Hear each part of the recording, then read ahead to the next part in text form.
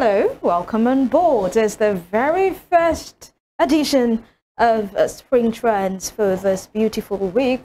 Thank you so much for joining us, and we hope that you had a fabulous weekend.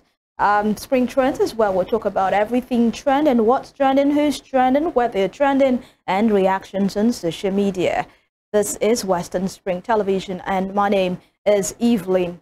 Ohiolei. Femi Ojo is here. Welcome, Femi. Yes, I am here. All right. Good to have you here. All right. So let's just get on to the stories at this time.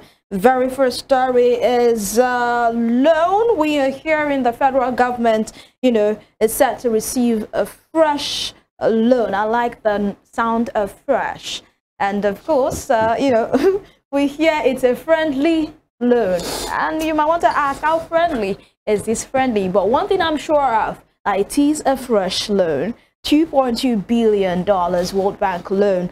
This is coming from the Minister of Finance and Coordinating Minister of the Economy, Ohiolei. Reactions on social media. Agbalaka says it is baffling how they gloat about securing millions of loans but not specifying what they are being used for, other than telling you it's for 10 to 20 years with single-digit interest. How many of them would be there to pay back the loan in 10 to 20 years?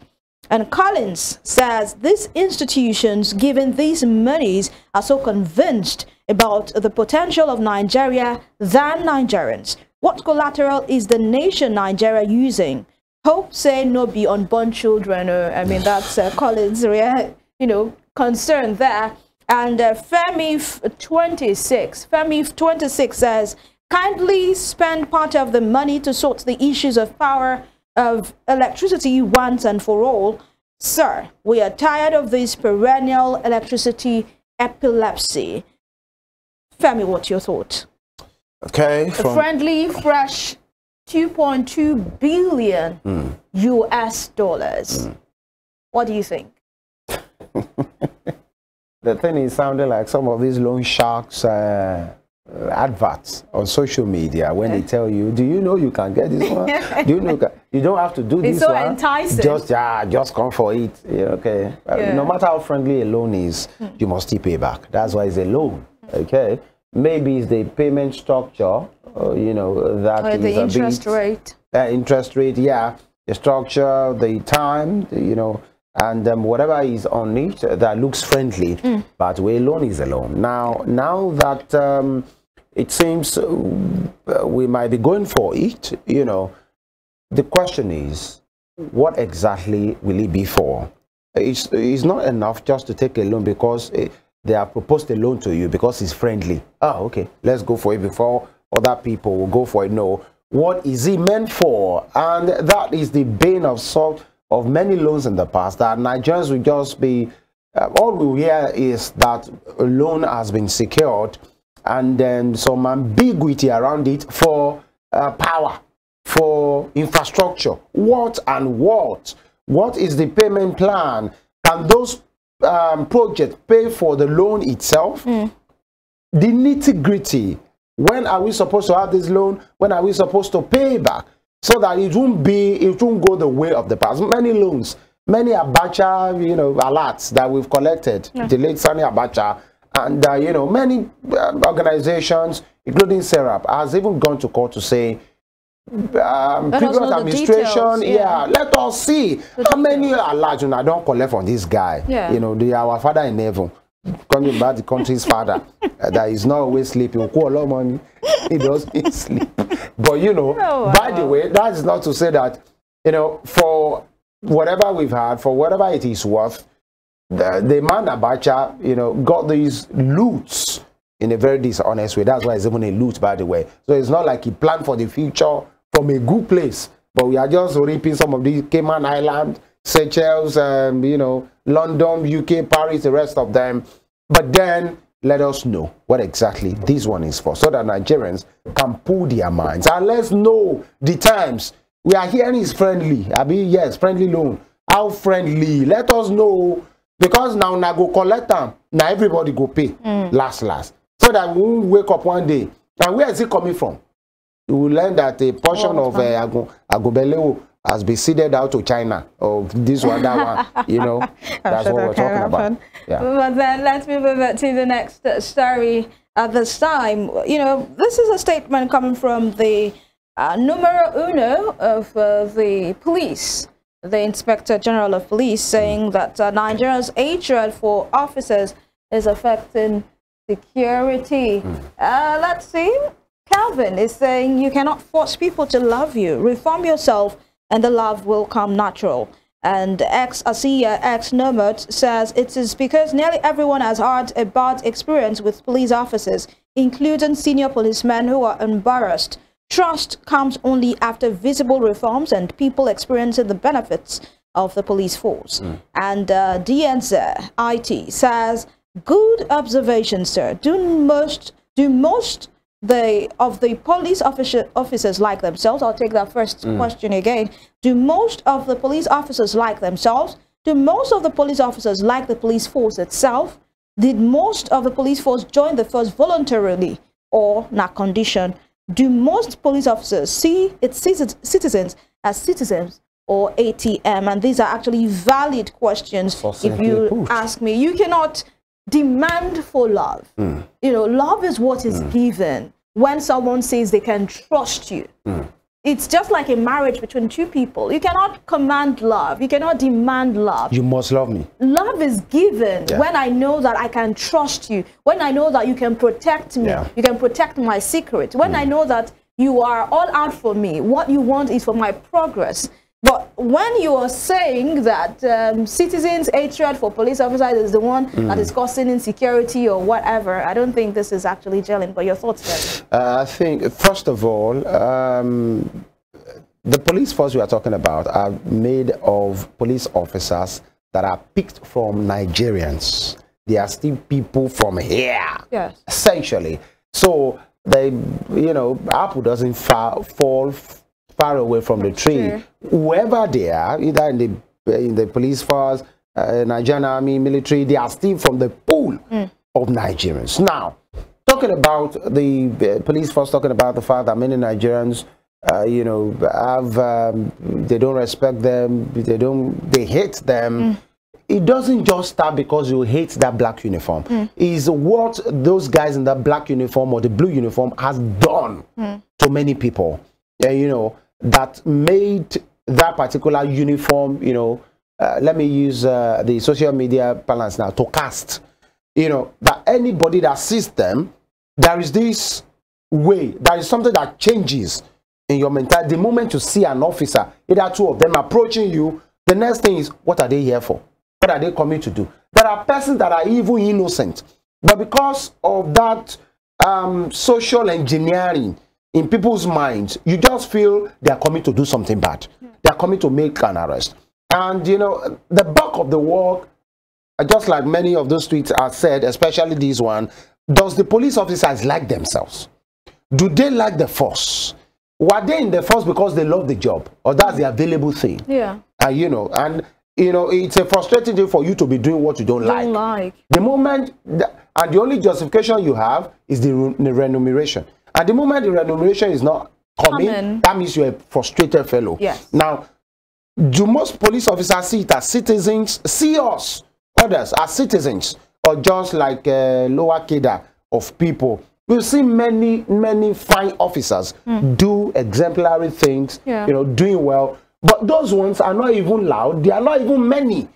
It's these ones that come out, you see their face, and you are wondering, how did this person get? It's not because of their complexion. The unfriendly nature, they are not like that loan we talked about. They are not friendly at all. The moment they stop you, even some of them, they can't even have normal civil conversation with you. They are always aggressive. Being a light. What's it called? Particulars. And then you are wondering. Sometimes I used to think there are some things that maybe, yes, they are not the way it should be, but there are ways you stop a motorist, you let them know, especially if you see sincerity in the face of that motorist, to let them know, this thing you have is not the way it's supposed to be. You educate the fellow, okay, please get this thing on time. you can imagine how that person will feel about the officer and how that person will project the image of the Nigerian police. But for that, in as much something is missing in your document, now you don't be ATM for that weekend. Oh yeah, come down. Somebody will pick your papers, and that one will go to like Lameco from here to go and stay. And then you be coming. You say, no. Go to that person in that Elox. And you see one pot-belly person in the Elox. And say, and you see the way, I'm telling you, there is a typical scenario. Yeah. And the person, instead of just one thing that has expired and others have not expired, all you need to tell the person is, this thing is supposed to be put right, you know. And you see that civility. But everything is aggression. And that's the reason why the moment you are in your car and the policeman is on the road, the moment you are flagged, the person in the car is aggressive, the police is aggressive, and the situation degenerates. So, Oga Police and the hierarchy, tell your people to be civil. And I want to tell our people as well, maybe there is a way we can calm down too. But when you see families that have suffered police brutality, there is no way they will look at you. In fact, there is a scenario of a police officer wanting to enter a commercial bus, and somebody that was in front of the car was told to come down because an officer wants to enter. How do you mean an officer wants to enter? Now, it should be in my place, if you're a civil person, for me to think, oh, an officer wants to enter. The fact that this man is in front of the car, an officer is in, we are proud of him, I should be the one to use my discretion to say, officer, can you please come in? Let me take the other person. Not for you to tell me that I must come down because an officer. In Lagos, some of them, they will say, staff, the keke man or the krope man will not even stop because they will not pay. These are the issues. Don't tell us to love you. Do what you make Nigerians. We are not terrible people, by the way. But just please, a little kindness. See us as your kind. There are some things that maybe, yes, is illegal, but not like it's life-threatening. Let the people know. Enlighten them. This is the way it should be. And next time, we won't take it easy with you. People will be happy. And you know, they say police is your friend.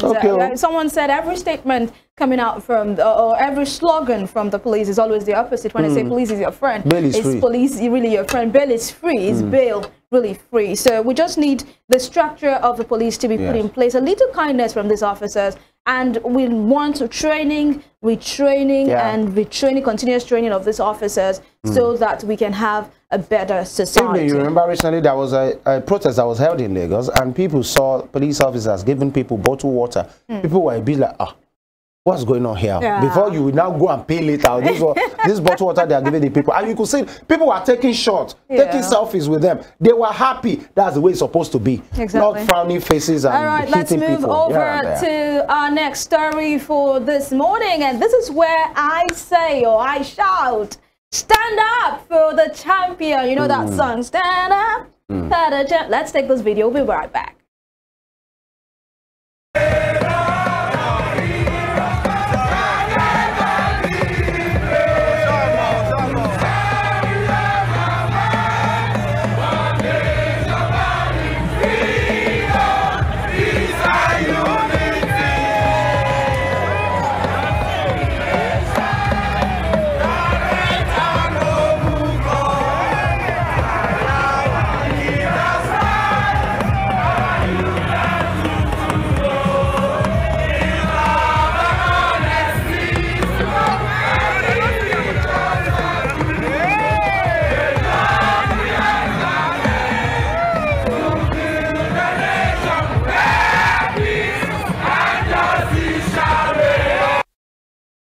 Of course, these are moments that Nigerians are proud to be Nigerians. They are proud of the green, white, green. They are proud of the national anthem. They are proud to be Nigerians.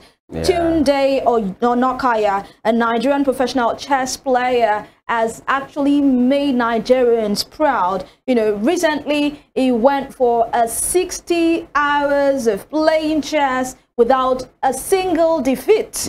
60 hours, that's 2 days and 2.5 days. 2.5 days. And I tell you that he did that, playing with different people, and for every of the games he came out, you know, as a champion, and he did that for continuous 60 hours. He did that in New York City in the United States of America. And of course, we know that the GWR, the Guinness World Records, is yet to actually affirm him as the new champion, you know, when it comes to the longest winning streak in marathon, when it comes to chess playing. But of course, he did this in the public glare, and everyone is singing his praise right now. And you know, Tunde Onokaya is one person that grew up from the slum, and he has also been investing in where he grew up from. You know, mentoring children to play chess, mentoring them, inspiring them to be what they want to be. Let's just take reactions at this time.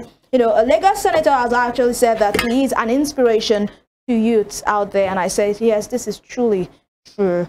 Tunde Onokaya says, now this is his own tweet here, says, just got access to my social media accounts, cannot believe we really did this against all odds, still feels like a lucid dream. Thank you, everyone. And we are saying thank you so much, Tunde. Thank you for putting Nigeria, you know, on the world map, for making people know that Nigerians, we have so much in us to give to the world. Reactions, more reactions. I am Ohiolei says, yes, we did, but we wouldn't have been able to do it without your audacious passion and devotion, which sparked the fire of the support. It's been a pleasure. Ugochukwu Ngwoke says, congratulations once again, Tunde. You are inspiring this generation of young Africans. Keep winning. And Tessie. Okay, before that, let's just get right into it. Femi, how did you feel? You know, Spyro sang a song, very popular. Who's your guy? Who's your guy? Tunde Onokaya is my guy. Okay. He's our guy. Yeah. You know, and I'm not talking about him being a male or a Yoruba person. No, he's a right Nigerian, the right Nigeria. And he has put the nation's name, you know, on the fore for the right reasons. And that happened at the Times Square, right there in New York, the city that never sleeps. And of course, literally, he didn't really sleep for 2.5 days. Yeah. And, you know, it's, by the way, it's not just for the record for him. It's to create an awareness for a vision of his, raising $1 million US, you know, to empower the young people. He has an organization that I think Slum Africa or something, Chess to Slum or Chess for Slum Africa, taking young people out of slum from life of drugs and violence. Many, you know, there are many inspirational videos on his timeline. You know, that was one I saw in Ibadan at that Mokola roundabout. You know, he approached some young boys who are obviously homeless, doing vices. He approached them, and there was a way they were appearing when he got them. After a few days, Evelyn, you need to see how those boys were. You know, they made this agbada for them with cap, and they played competition. I mean, they were involved in the competition. All of them, I could see 1 or 2 of them tearing up. At the final day, the boy was just, because you couldn't believe, you know, that is this same boy that was doing melo, and the same boy wearing this thing. So that was to Makoko in Lagos, many different parts of the country. So the aim, as we are cheering up, is to donate to that particular cause. $1 million is a lot of money, really, for him to achieve. And it's not just by embezzling. He has been showing it. He is accountable. And this is what we are saying. I know for the Lagos senator, that's Senator Abiru, celebrating him is good. Many persons are saying, tell your colleagues to donate to that particular cause. The president has celebrated him. He did before he went for it. And he has done that as well, you know, after he succeeded. Former Vice President Shibajo has done so many persons. You know the way we like to farm people who are successful. But let's do more by donating to that cause and many causes or causes around us. There are many Tunde Onokaya doing so many things, even on smaller scale. Let's help those. And I should tell you that your background should not determine how far you go in life. Your background should not put your back on the ground. This is Tunde Onokaya, who grew up from the slum, but right now is a world champion. You also can do it. You can make it right. It doesn't matter what your background was like. It doesn't matter where you grew up in. Ensure you have a dream and you pursue it. And on that note, we say thank you for making it, a date with us on the very first edition of Spring Trends this week. We appreciate you, and we always do all of the time. Enjoy to have for yourself, a good and prosperous day. My name is Evelyn Ohiolei, and Femi Ojo, thank you for always doing this with me. Pleasure. All right, until tomorrow, bye-bye.